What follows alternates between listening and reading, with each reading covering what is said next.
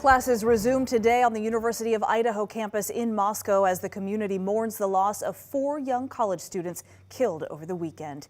Thank you for being here tonight. I'm Whitney Ward. We have new details now in that quadruple homicide investigation of 4 U of I students. Police now believe an edged weapon like a knife was used in what they are calling an isolated and targeted attack.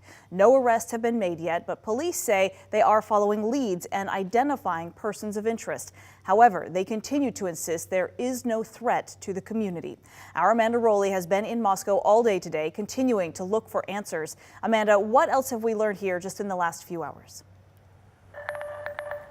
Yeah, well, Whitney, we spoke with the Latah County coroner just a few hours ago. Kathy Mabbitt is calling all 4 deaths homicides and that the cause of death is likely a stabbing, but we won't know that for certain until the autopsy report comes back and she can make that official ruling. Now, to break that down even further, Latah County contracts its autopsies out to the Spokane County medical examiner. I confirmed this afternoon that Spokane County is in fact conducting the autopsies on the 4 University of Idaho students. The county spokesperson for Spokane says the medical examiner has not yet started those autopsies. Once they are done, the medical examiner will forward her recommended findings to the Latah County coroner. The Moscow Police Department or the Latah County coroner will release the official ruling. Now, this afternoon, the coroner described what was a gruesome scene at that home of those 4 students. Well, there was a lot of blood. It's a very sad scene. Now, Mabbitt has been the county coroner for 16 years, and she says in that time there have been at least 2 other multiple homicide scenes that she's been to, but she says this current homicide investigation is the only one that she's been to where there are 4 people at one scene. Now, here at Moscow, we continue to press local authorities for answers. There's still so many questions that we haven't been able to get answered. The Moscow Police Department has not yet returned my calls in the last 2 days. In fact, this afternoon, I came here to the police department asking for the captain who is overseeing. He's the media contact for this case, and I was told he was busy taking phone calls and working on this case. I also reached out to the Latah County prosecutor yesterday and today, and still have not heard back. We know that there are University of Idaho students and the Moscow community, their families, concerned about the safety and well-being of their students and folks living in this area, despite the fact that the police department says there is no threat to the community and no one in custody. And that is why we remain here in Moscow, continuing to press answers. And as soon as we get those, we'll be sure to keep you all updated. Reporting from Moscow, Amanda Rowley, KREM 2 News. All right, Amanda, thank you very much. And as we continue to wait for additional details from police, friends and family of those victims are mourning those young lives lost. We have been learning more about the victims here over the last 24 hours. 20-year-old Xana Kernodle is a junior from Post Falls, Idaho. 21-year-old Madison Mogan was a senior from Coeur d'Alene. They worked together at a restaurant in downtown Moscow. 20-year-old Ethan Chapin is the lone male victim. He was from Conway, Washington, over in Skagit County. Chapin was a triplet, and he and his siblings had all recently celebrated their 20th birthday. Another victim, 21-year-old Kaylee Gonsalves, was a senior. She was from Rathdrum.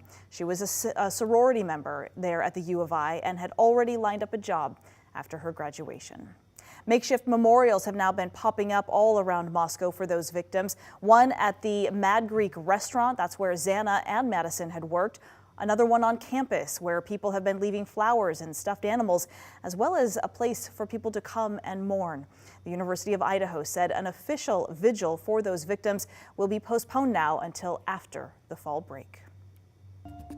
Now to another story KREM 2 has been tracking for several hours. A standoff in Spokane Valley ended with a house fire and 1 man dead today. KREM 2's Nathan Cowan was at that scene where it all unfolded.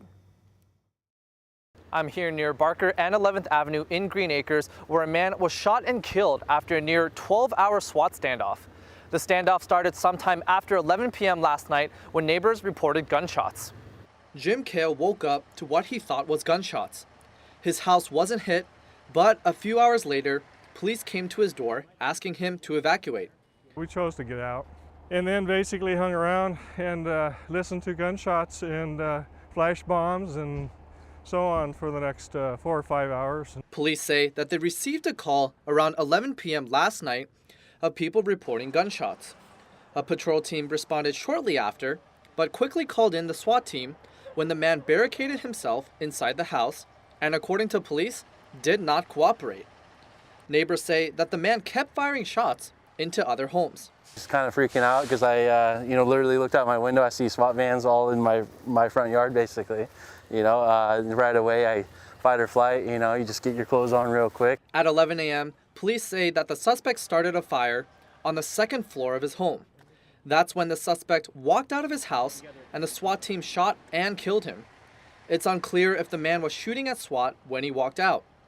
Cale says that he isn't surprised of what happened. This neighborhood are very friendly and neighborly, and he wasn't, and made attempts to say hello, and he was polite but very withdrawn. According to a press release, the suspect appeared to be suffering from a mental health crisis. The standoff also closed down Green Acres Elementary School due to safety reasons. So police say they tried to communicate with the suspect, but the suspect refused to cooperate. And you can see the road where the standoff happened is still closed, and officials don't know when they'll open it up. In Spokane Valley, Nathan Hyun, KREM 2 News. And we also continue to follow developing news out of Fruitland, Idaho. That's where law enforcement and search crews are still looking for the possible remains of a 5-year-old missing boy, Michael Vaughn. He went missing from his Fruitland neighborhood last July. Crews have been digging in a backyard just 4 minutes from where the Vaughn family lived. And authorities arrested one of the people who lives in that home over the weekend. 35-year-old Sarah Wandra was charged with failure to report a death in connection to this case. According to court documents, lawyers have now ordered a mental health evaluation for her.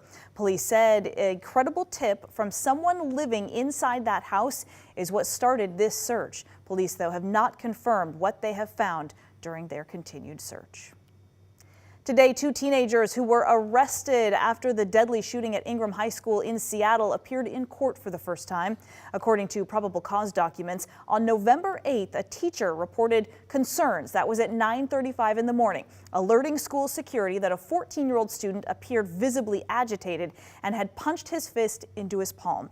10 minutes later came the report of a fight in a school bathroom. That was between 6 students. Security video shows the 14-year-old student shooting a 17-year-old student 5 times in the back.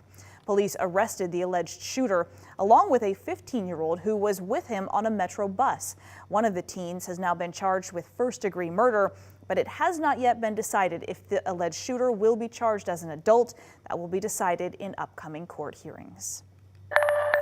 All right, we'll take a quick break from the headlines, talk about weather right now. Spokane waking up to kind of a different scene this morning. A lot of freezing fog out there. It was beautiful, but in some areas it was definitely slippery and it was very cold. So Chief Meteorologist Jeremy Legoo joining us now for a look at the forecast. Any more of that on the way? It's one of those ones where I think we could get some more of that tomorrow morning, but then we're going to kind of see a slight shift in the weather pattern that kind of kills that possibility. Right now, things are still pretty cool. It was a beautiful morning with some of that freezing fog and some of the rime ice that formed thereafter. But there you go.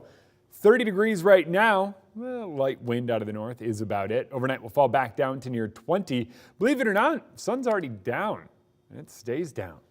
High pressure overhead means that we likely wind up seeing a very similar morning tomorrow. But some of these clouds that you see are eventually going to make their way toward us. And what happens is we do wind up seeing a little more cloud cover as we move through the day, say, on Wednesday.